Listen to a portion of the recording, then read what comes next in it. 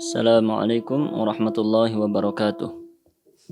Innal hamdalillah nahmaduhu wa nasta'inuhu wa nastaghfiruh wa na'udzu billahi min shururi anfusina wa sayyiati a'malina. May yahdihillahu fala mudilla lahu wa may yudlilhu fala hadiyalah. Asyhadu an la ilaha illallah wahdahu la syarika lah wa asyhadu anna Muhammadan 'abduhu wa rasuluh.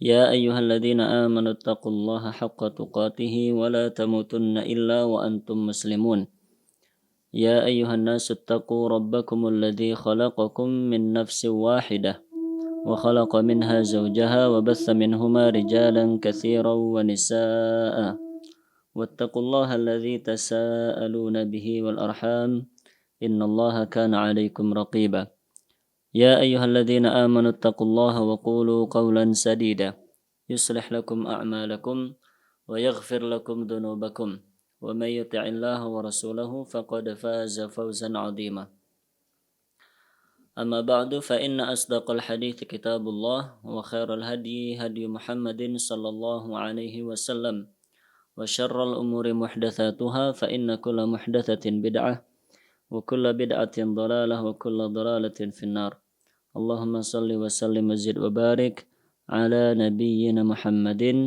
وعلى آله وأصحابه أجمعين. Kaum muslimin dan muslimah jamaah yang dirahmati oleh Allah Subhanahu wa taala. Alhamdulillah pada pagi hari ini kembali kita diberi kesempatan oleh Allah untuk bersama-sama berusaha mengkaji dan mendalami ayat-ayat Al-Qur'an dan hadis-hadis Rasulullah sallallahu alaihi wasallam. Kita memohon kepada Allah agar memberi kemudahan kepada kita semuanya untuk memahami ayat-ayat Al-Quran dan hadis yang akan kita pelajari bersama. Kita memohon pula kepada Allah agar usaha ini membuahkan ilmu yang bermanfaat untuk kita pribadi, untuk keluarga kita, untuk tetangga kita, dan untuk umat Islam pada umumnya. Kita memohon pula kepada Allah agar Allah Subhanahu wa taala menerima usaha kita ini sebagai amal saleh yang memberatkan timbangan kebaikan kita, yang akan menolong kita ketika nanti kita menghadap kepada Allah Subhanahu wa taala. Naam. Kaum muslimin dan muslimah yang dirahmati oleh Allah, kita melanjutkan pembahasan tentang hadis seputar adab dan akhlak yang kita bacakan dari kitab Sahih Bukhari dengan syarahnya Fathul Bari. Pada pertemuan kali ini insyaallah kita akan membahas bab ma qila fi dzil wajhain. Bab ma qila fi dzil wajhain. Bab larangan bermuka dua. Kita akan membahas tentang larangan bermuka dua. Apa yang dimaksud dengan bermuka dua? Kemudian kenapa dia tercela, kemudian apa ancaman bagi orang yang demikian. Naam. Dalam bab ini Imam Bukhari rahimahullahu taala menyebutkan sebuah hadis yaitu dari Abu Hurairah radhiyallahu anhu beliau mengatakan qala an-nabiy sallallahu alaihi wasallam, Nabi sallallahu alaihi wasallam bersabda, tajidu min syarrin nasi yaumal qiyamati indallah dzal wajhain. Kamu akan mendapati pada hari kiamat di antara orang-orang yang paling buruk di sisi Allah adalah orang yang bermuka dua. Alladzi ya'ti haula'i biwajhin wa haula'i biwajhin.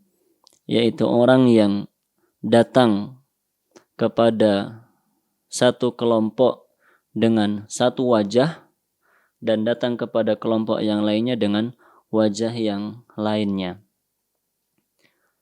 Diriwayatkan oleh Imam Bukhari pada nomor 6058. Dalam hadis ini Rasulullah sallallahu alaihi wasallam mengabarkan bahwa pada hari kiamat nanti di antara orang yang paling buruk kedudukannya di sisi Allah, artinya orang yang paling berat siksaannya di sisi Allah Subhanahu wa taala adalah orang yang bermuka dua. Dikatakan oleh Al-Hafidz Ibnu Hajar dalam syarah hadis ini, wa wasfuhu bikaunihi syarrun nas aw min syarrin nas mubalaghatun fi dzalik. Dalam hadis ini Rasulullah Shallallahu Alaihi Wasallam mengatakan bahwa orang yang bermuka dua itu adalah orang yang paling buruk atau termasuk orang yang paling buruk di sisi Allah.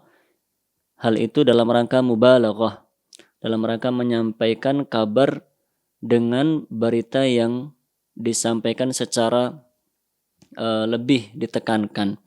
Artinya dibuat beritanya itu sangat menakutkan oleh Rasulullah Sallallahu Alaihi Wasallam.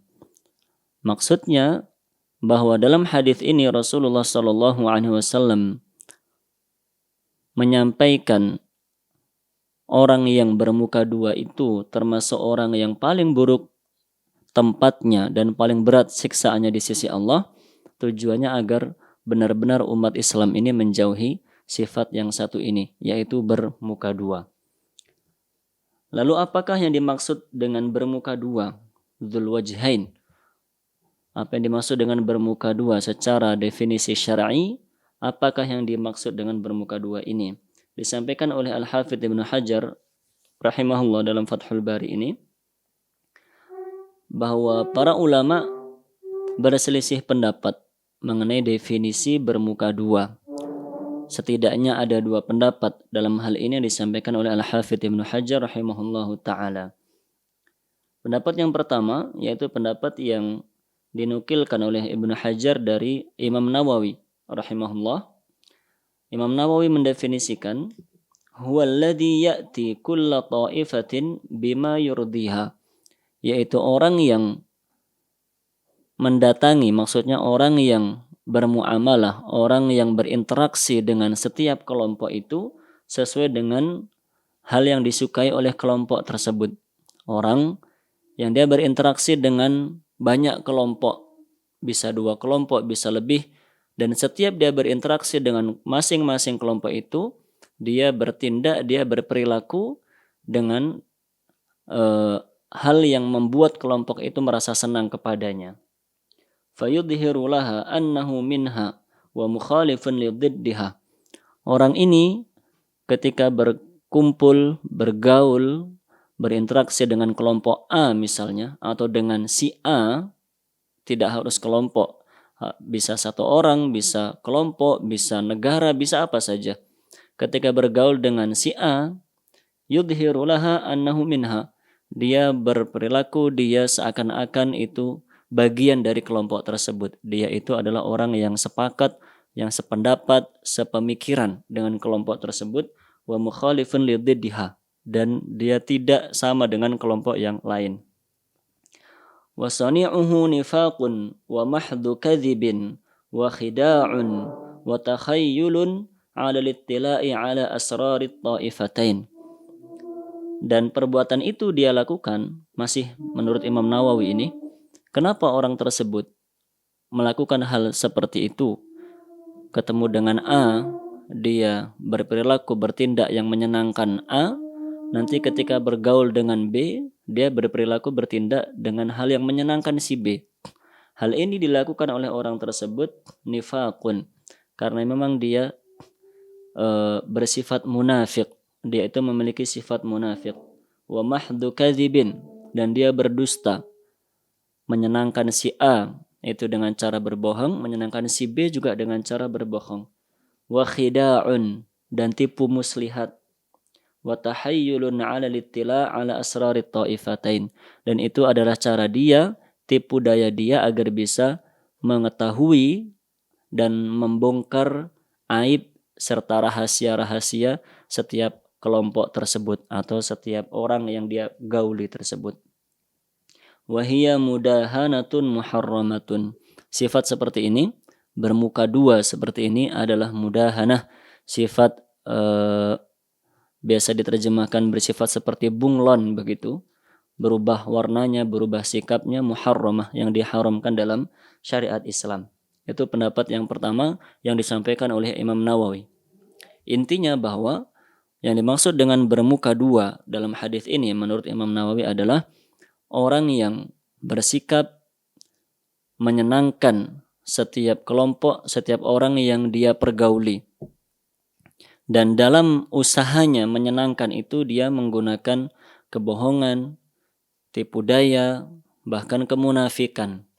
Dan tujuan dia adalah supaya bisa mengetahui aib, rahasia masing-masing individu atau kelompok tersebut, sehingga kemudian kelanjutannya adalah setelah mengetahui aib dan kekurangan masing-masing, dia akan menyampaikan aib dan kekurangan itu kepada orang lain atau kelompok lain, sehingga terjadilah pertikaian antara kedua orang atau kedua kelompok tersebut.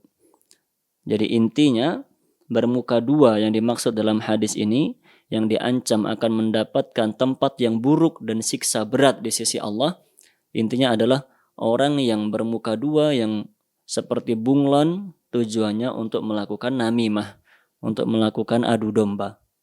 Kesana dia berlaku dengan tindakan yang menyenangkan pihak sana. Karena terus bergaul dengan pihak sana, akhirnya dia bisa mengetahui kekurangan, mengetahui rahasia-rahasia pihak tersebut. Nanti ketika bergaul dengan pihak yang lain lagi, dia pun melakukan hal yang sama. Melakukan hal-hal yang membuat pihak tersebut merasa senang. Setelah dia berhasil mengetahui rahasia, aib pihak yang kedua, akhirnya disebarkanlah rahasia ini, kekurangan ini kepada pihak lain untuk mengadu domba antara kedua belah pihak ataupun kedua orang tersebut. Nah, taib itu definisi yang pertama. Jika menggunakan definisi yang pertama ini, berarti yang berwajah dua seperti ini, maka dia pelakunya, orang tersebut akan mendapatkan ancaman-ancaman yang telah disampaikan oleh Rasulullah SAW atau disampaikan pula oleh Allah Subhanahu wa taala tentang orang yang mengadu domba. Tentang ancaman siksa bagi orang yang mengadu domba telah kita baca pada pertemuan yang lalu, yaitu hadis yang menceritakan bahwa Rasulullah SAW melewati dua buah kubur yang dua penghuni kuburnya sedang disiksa oleh Allah Subhanahu wa taala. Salah satu di antara keduanya disiksa oleh Allah Subhanahu wa taala di dalam kuburnya karena dia adalah orang yang suka melakukan adu domba. Nah, berarti bermuka dua dengan definisi ini mendapatkan ancaman itu, akan disiksa dalam kuburnya oleh Allah Subhanahu wa taala seperti disampaikan dalam hadis tersebut. Wala'iyadzubillahi min dalik. Naam. Adapun definisi yang kedua, bermuka dua, menurut definisi yang kedua yang disampaikan oleh Ibnu Abdul Bar rahimahullahu taala. Ibnu Abdul Bar mengatakan, wa ta'awwaluhu qaumun, ada ulama lain yang memahami hadis ini mendefinisikan bermuka dua itu ala annal murada bihi, maksudnya adalah man yura'i bi'amalihi fayurin nasa khusyu'an wastikanatan, yaitu orang-orang yang riya ketika beramal soleh. Orang yang riya ketika beramal soleh, melakukan kebaikan itu dia riya, ingin dilihat oleh orang lain. Fayurin nasa khusyu'an wastikanatan, dia menampakkan sifat khusyuk ketika sholat, dia khusyuk. Istikanatan, dia bersifat tenang, berperilaku baik, ramah. Wa yuhimuhum annahu yakhshallaha hatta yukrimuh, dan menampakkan kepada orang lain bahwa seakan-akan dia itu adalah orang yang sangat takut kepada Allah Subhanahu wa taala. Orang yang jika di tempat ramai membaca Al-Quran bisa sampai menangis. Orang yang ketika di keramaian berdoa kepada Allah bisa kelihatan sampai menangis. Orang yang ketika sholat nampak sangat khusyuk dan seterusnya. Orang-orang yang menampakkan kekhusyuan, menampakkan kebaikan, menampakkan ketakwaan kepada Allah di hadapan orang banyak. Hatta yukrimuh, tujuannya agar orang lain menghormati, memuliakan, segan kepadanya. Wa huwa fil batin bi khilafi dzalik, namun di hatinya tidak begitu. Artinya ketika dia sendirian dia tidak demikian. Ketika dia sendirian membaca Al-Quran, dia tidak sekhusyuk ketika membaca Al-Quran di hadapan orang banyak. Atau bahkan mungkin dia tidak pernah membaca Al-Quran ketika tidak ada orang yang melihatnya. Ketika sendirian dia berdoa kepada Allah, dia tidak bisa berdoa sampai menangis-nangis seperti dilihat orang banyak di masjid tadi. Atau bahkan dia tidak pernah berdoa kepada Allah ketika dia sedang sendirian. Ketika sendirian dia melaksanakan sholat sunnah, dia tidak bisa sekhusyuk ketika dia melaksanakan sholat itu di tempat keramaian. Atau bahkan sama sekali dia tidak pernah melakukan sholat sunnah ketika tidak ada orang yang melihatnya. Karena dia melakukan amal soleh, melakukan kebaikan, melakukan ketaatan itu tujuannya agar dilihat oleh orang lain. Agar orang-orang mengacungkan jempol kepada dia. Agar orang-orang menghormati dan memuliakan dia. Itulah makna bermuka dua menurut pendapat yang kedua disampaikan oleh Ibnu Abdul Barr rahimahullahu taala. Jika berdasarkan makna yang kedua ini, maka yang dimaksud bermuka dua di sini berarti adalah munafik. Ancaman yang disampaikan oleh Rasulullah sallallahu alaihi wasallam bagi orang yang bermuka dua tadi berarti berlaku bagi orang munafik. Kan orang munafik seperti itu. Orang munafik itu menampakkan kebaikan. Orang munafik itu menampakkan kesolehan. Orang munafik itu menampakkan ketakwaan kepada Allah. Namun pada hakikatnya mereka bukan orang-orang yang demikian. Mereka itu orang yang membangkang kepada Allah, bahkan orang-orang yang kufur kepada Allah Subhanahu wa taala. Dan itulah yang dikabarkan oleh Allah Subhanahu wa taala dalam surat Al-Baqarah. Di awal-awal surat Al-Baqarah itu, ketika Allah menyebutkan ciri-ciri orang kafir, setelah itu Allah menyebutkan ciri-ciri orang munafik. Ciri-ciri orang munafik di antaranya yang disebutkan oleh Allah Subhanahu wa taala di awal-awal surat Al-Baqarah itu, wa idza laqul ladzina amanu qalu amanna. Mereka itu adalah orang-orang yang ketika bertemu, berkumpul, bergaul dengan orang-orang mukmin, mereka mengatakan kami telah beriman. Artinya, ketika berkumpul, bergaul dengan orang mukmin, mereka beramal soleh. Mereka menampakkan kebaikan, menampakkan ketakwaan kepada Allah Subhanahu wa taala. Wa idza khalau ila syayatinihim qalu inna ma'akum. Namun ketika mereka itu kembali berkumpul dengan setan-setan mereka, dijelaskan oleh para ulama dan antaranya Ibnu Katsir dalam tafsir beliau, maksudnya berkumpul dengan teman-teman mereka, baik teman-teman sesama orang munafik atau teman-teman dari orang-orang kafir. Mereka akan mengatakan inna ma'akum, kami itu masih seperti kalian, masih kafir seperti kalian, masih munafik seperti kalian. Innama nahnu mustahzi'un, kami hanya mempermainkan saja orang muslim itu. Di sana menampakkan kebaikan, di sini menampakkan aslinya. Tujuannya untuk apa? Mempermainkan orang mukmin. Dipermainkan biar dikira kami itu orang yang beriman, biar dikira kami itu orang yang baik. Mempermainkan agar mereka tertipu. Yang penting kami tidak diganggu, tidak dibunuh, begitu. Allah mengancam perbuatan mereka itu pada ayat yang selanjutnya. Allahu yastahzi'u bihim. Allah demikian pula Allah akan menghinakan mereka. Wa yamudduhum fi tughyanihim ya'mahun. Dan Allah membiarkan mereka terombang-ambing, tersesat dalam kekufuran mereka itu. Waliyadzubillahi min dzalik. Dijelaskan oleh para ulama, ancaman Allah yang berbunyi Allah akan menghinakan mereka itu bagaimana cara menghinakannya? Yang dirajihkan oleh Ibnu Katsir, begitu pula dirajihkan oleh Al-Imam At-Tabari dalam tafsir beliau berdua. Artinya adalah Allah itu menghinakan mereka dengan cara di dunia Allah biarkan. Mereka melakukan kemunafikan itu Allah biarkan. Biar mereka merasa aman, merasa tidak apa-apa, merasa tidak mendapatkan siksa dari Allah ketika melakukan perbuatan munafik seperti itu. Tapi nanti di akhirat Allah akan menyiksa mereka dengan siksaan yang sangat berat. Waliyadzubillahi min dzalik. Jadi dibiarkan oleh Allah.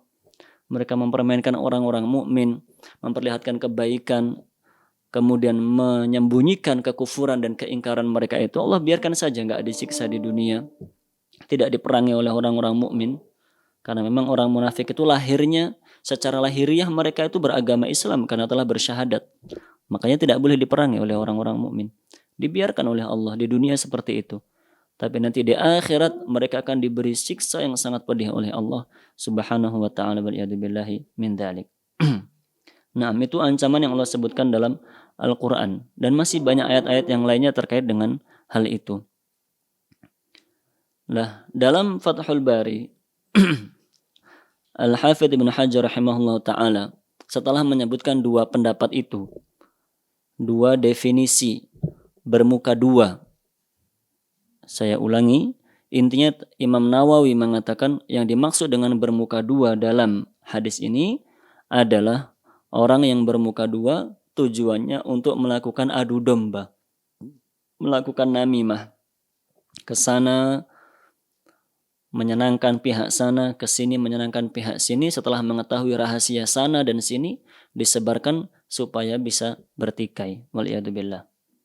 Menurut Ibnu Abdul Bar, beliau mengatakan yang dimaksud dengan bermuka dua di sini adalah munafik yang menampakkan secara lahiriah kebaikan dan ketaatan kepada Allah, namun secara batin dia adalah orang yang ingkar dan kufur kepada Allah Subhanahu wa taala. Yang dirajihkan oleh Al-Hafidz Ibnu Hajar rahimahullah taala dalam bab ini yang paling tepat adalah pendapat yang pertama. Artinya yang disampaikan oleh Rasulullah SAW dalam hadis tadi, bahwa nanti pada hari kiamat kalian akan mendapati orang yang bermuka dua itu tempatnya paling buruk di sisi Allah Subhanahu wa taala. Hadis ini cocoknya dipahami dengan definisi yang pertama tadi, dengan definisinya Imam Nawawi rahimahullahu taala. Kenapa demikian? Karena kelanjutan hadisnya menunjukkan makna demikian.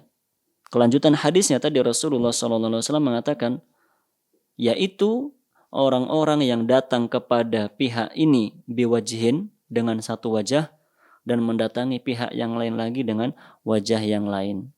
Berarti karena kelanjutannya demikian lafadznya, Al-Hafidz Ibnu Hajar mengatakan bermuka dua, makna yang lebih tepat adalah seperti yang disampaikan oleh Imam Nawawi tadi, yaitu orang yang bermuka dua seperti bunglon, dia berubah-ubah warna dan sikapnya, tujuannya untuk melakukan namimah atau adu domba. Sehingga hadis ini dimaksudkan dan ditujukan bagi mereka yang melakukan hal itu dengan tujuan adu domba. Maka dia mendapatkan ancaman-ancaman yang lain pula, seperti dijelaskan dalam hadis lain terkait dengan ancaman bagi pelaku adu domba. Namun kata Al-Hafidz Ibnu Hajar rahimahullah, namun ada hadis lain yang diriwayatkan oleh Abu Dawud rahimahullahu ta'ala berisikan ancaman bagi orang yang bermuka dua, dan ancaman ini berlaku bagi siapa saja, baik yang bermuka dua tujuannya untuk namimah seperti disampaikan oleh Imam Nawawi, ataupun bermuka dua dalam artian dia adalah orang munafik seperti disampaikan oleh Ibnu Abdul Bar, yaitu dalam sebuah hadis dari Ammar bin Yasir rahimahullah radhiyallahu an. Dari Ammar bin Yasir radhiyallahu anhuma, beliau mengatakan qala Rasulullah sallallahu alaihi wasallam.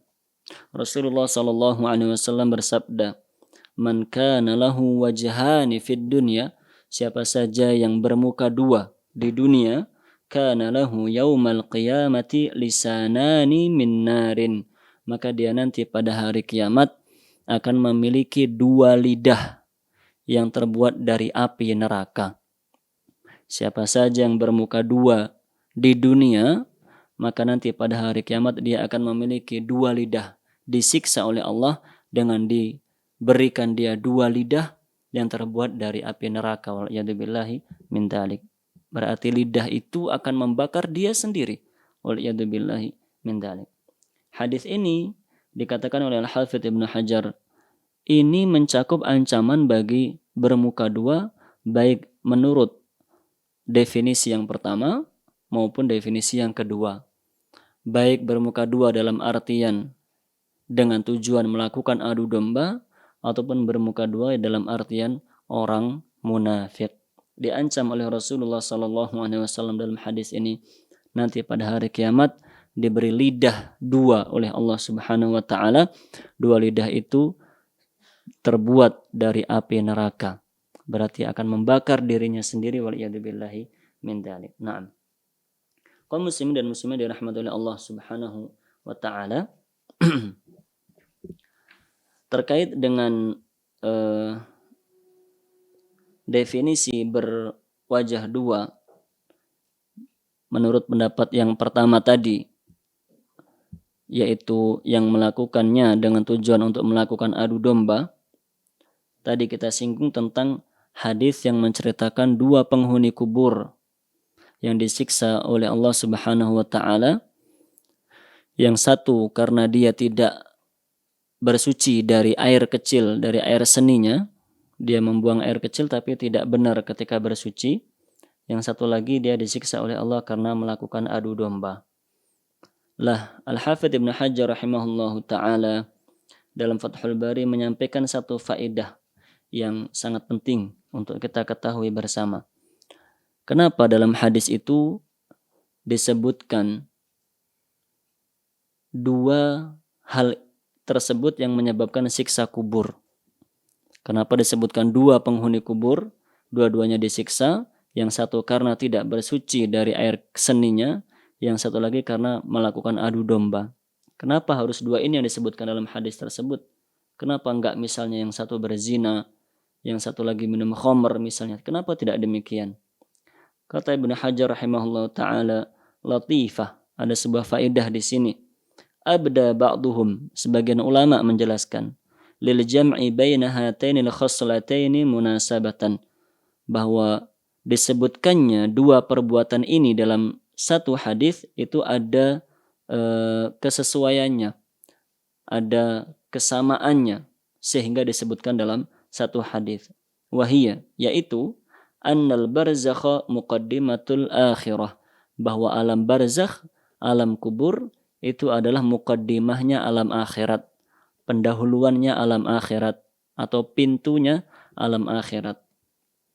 Wa awwalu ma yuqda fihi yaumal qiyamati min huquqillahi as-salatu, dan pada hari akhirat nanti yang pertama kali akan dihisab oleh Allah Subhanahu wa taala dari hak-haknya Allah adalah terkait dengan salat. Artinya hablun minallah, antara seorang hamba dengan Allah, kewajiban hamba terhadap Allah yang paling pertama kali akan ditanyakan oleh Allah pada hari akhirat nanti adalah salatnya. Bagaimana dia menjaga salat yang merupakan kewajiban dia yang harus dia tunaikan terhadap Allah Subhanahu wa taala. Wa min huquqil ibadi ad-dima, adapun terkait dengan hablun minan nas, terkait dengan hubungan antar sesama manusia yang akan pertama kali dihisab oleh Allah Subhanahu wa taala pada hari kiamat adalah terkait dengan darah. Terkait dengan darah. Wa miftahus sholati at-tatahhuru minal hadathi wal khabathi, sedangkan kunci diterimanya sebuah salat adalah harus suci dari hadas dan dari najis. Wa miftahud dima'i al-ghibatu was-sa'yu bainan nasi bin namimah binashril fitanil lati yusfaku bisababiha ad-dima. Sedangkan kunci yang merusak darah, yang merusak kehormatan seorang muslim itu, yaitu ketika dia menggibahi, yaitu ketika ada yang menggibahi atau dia melakukan adu domba, menyebarkan fitnah, sehingga dengannya akan terjadi pertumpahan darah. Nah, demikian dijelaskan oleh Al-Hafidz Ibnu Hajar rahimahullahu ta'ala. Saya ulangi, intinya Al-Hafidz Ibnu Hajar menjelaskan kenapa dua perbuatan maksiat itu yang disebutkan dalam satu hadis menyebabkan siksa kubur. Dijelaskan oleh Al-Hafidz Ibnu Hajar, karena dua perbuatan ini, yang satu berkaitan dengan hablun minallah, yang satu berkaitan dengan hablun minan nas. Yang pertama, yang tidak bersuci dari air seninya itu, kenapa disiksa dalam kubur? Karena ketika dia tidak bersuci dari air seninya, dia merusak sholatnya, membuat sholatnya tidak sah, tidak diterima oleh Allah Subhanahu wa taala. Berarti dia merusak hubungannya dengan Allah Subhanahu wa taala. Nah, sedangkan yang satunya lagi, dia yang melakukan namimah, adu domba, menyebarkan fitnah, merusak nama baik orang lain, dia disiksa karena perbuatannya itu merusak hablun minan nas, merusak hubungannya dengan sesama kaum muslimin. Naam. Dan pertama kali nanti di akhirat terkait dengan hablun minallah itu, yang ditanya pertama kali adalah tentang sholatnya. Dia telah merusaknya di dunia dengan tidak bersuci tadi. Sedangkan hablun minan nas, nanti di akhirat yang pertama kali akan diselesaikan, dihisab, diputuskan oleh Allah adalah terkait dengan darah.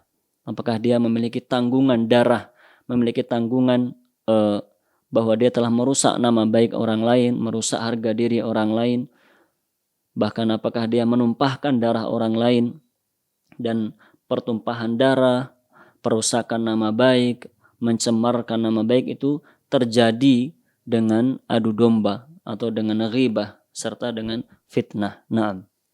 Wallahu a'lamu bishawab. Kaum muslimin dan muslimat dirahmati oleh Allah Subhanahu wa taala. Intinya pada pagi hari ini kita membahas tentang larangan bermuka dua. Saya ulangi, bermuka dua menurut Imam Nawawi artinya adalah orang yang kesana kemari membuat suka pihak sana dan pihak sini, tujuannya untuk bisa mengadu domba antara dua belah pihak itu. Yang kedua, kata Ibnu Abdul Bar, artinya adalah orang munafik yang menunjukkan kebaikan tapi hatinya tidak baik, menunjukkan ketaatan tapi hatinya tidak taat kepada Allah Subhanahu wa taala. Baik yang pertama maupun yang kedua tadi disampaikan oleh Ibnu Hajar itu mendapatkan ancaman yang diriwayatkan oleh Abu Dawud, yaitu mereka akan diberikan pada hari kiamat lidah yang terbuat dari api yang membakar diri mereka sendiri. Na'am wal'iyadzubillahi min dzalik. Semoga kita semuanya bisa menghindari perbuatan buruk ini, bisa menjadi hamba mukmin yang beriman kepada Allah Subhanahu wa taala betul-betul dengan keimanan yang tertanam dalam hati kita. Bisa melaksanakan ketaatan kepada Allah, betul-betul ketaatan yang sesuai antara lahir dan batin kita. Ketika kita melaksanakan sholat kepada Allah, fisik kita menghadap kepada Allah Subhanahu wa taala, dan hati kita pun juga menghambakan diri kepada Allah Subhanahu wa taala, semata-mata mencari ridho dan pahala dari Allah Subhanahu wa taala. Tidak seperti orang yang sholat namun hatinya ternyata tidak mencari ridho Allah. Dia melaksanakan sholat tapi hatinya mencari kesenangan, mencari pujian orang lain. Begitu pula semoga kita bisa menjadi hamba yang melaksanakan seluruh ketaatan ketika membaca Al-Quran. Kita perbaiki bacaan kita dalam membaca Al-Quran itu, tujuannya agar semakin benar bacaan kita, semakin kita dicintai Allah Subhanahu wa taala, semakin banyak pahala yang kita dapatkan dengan ibadah membaca Al-Quran tersebut. Bukan seperti orang yang membaca Al-Quran, diperbagus bacaannya, diperindah suaranya, supaya diacungi jempol, supaya dikatakan sebagai seorang qari, supaya dikatakan ini dan itu. Tidak demikian. Begitu pula semoga kita bisa menjadi orang yang ketika berinfak, bersedekah, memang betul-betul berangkat dari hati yang ikhlas, ridha mencari pahala dari Allah Subhanahu wa taala. Bukan orang yang berinfak dan bersedekah agar nampak sebagai orang yang paling baik, orang paling dermawan. Satu kampung, satu komplek, saya paling dermawan. Tidak demikian. Semata-mata kita melaksanakan seluruh kebaikan untuk mencari ridho dan pahala dari Allah Subhanahu wa taala. Karena semua yang kita inginkan selain daripada keridhaan Allah itu pasti akan hilang. Orang yang dengan amal baiknya ingin mendapatkan pujian, kita tahu orang itu memuji sekali dua kali saja. Tidak ada orang yang terus mau memuji kita. Karena orang yang memuji kita pun sebenarnya dia juga pengen dipuji kan? Dia sama-sama manusia seperti kita. Orang yang memuji kita sekarang besok belum tentu dia mau memuji kita karena dia ingin juga gantian dipuji. Dia memiliki sifat dasar manusia, dia pengen dipuji juga. Orang yang melakukan kebaikan demi mencari pujian pasti akan rugi. Karena orang itu memuji hanya sekali dua kali, setelah itu tidak ada lagi yang memuji. Merasa sudah cukup memujinya. Bahkan merasa ingin kembali dipuji oleh kita. Nah, begitu pula orang yang melakukan kebaikan tujuannya untuk mencari kesenangan di dunia. Dengan ketaatannya dia ingin mendapatkan kedudukan di dunia, dipandang sebagai orang soleh, dipandang sebagai orang baik, sehingga diberi kepercayaan yang banyak oleh orang lain. Orang seperti ini pun akan merugi, karena yang dia tujukan dari kesenangan dunia itu hanya sangat sebentar saja. Dan semua kesenangan dan tujuan selain daripada keridhaan Allah dan pahala dari Allah Subhanahu wa taala itu akan sirna. Maka mari kita berusaha menjadi hamba yang ikhlas, yang tulus, yang benar-benar beriman dan bertakwa kepada Allah secara lahir dan batin, agar kita menjadi hamba yang diridhai oleh Allah Subhanahu wa taala. Wallahu a'lamu bishawab. Ada pertanyaan tidak, Mas? Baik. Semoga menjadi ilmu yang bermanfaat, dapat kita amalkan, dapat kita ajarkan kepada keluarga tercinta kita, sanak saudara kita dan umat Islam pada umumnya. Atas segala kekurangan kami mohon maaf yang sebesar-besarnya. Subhanakallahumma bihamdik asyhadu an la ilaha illa anta astaghfiruka wa atubu ilaik. Wa sallallahu ala nabiyyina Muhammadin wa ala alihi wa ashabihi ajma'in. Assalamualaikum warahmatullahi wabarakatuh.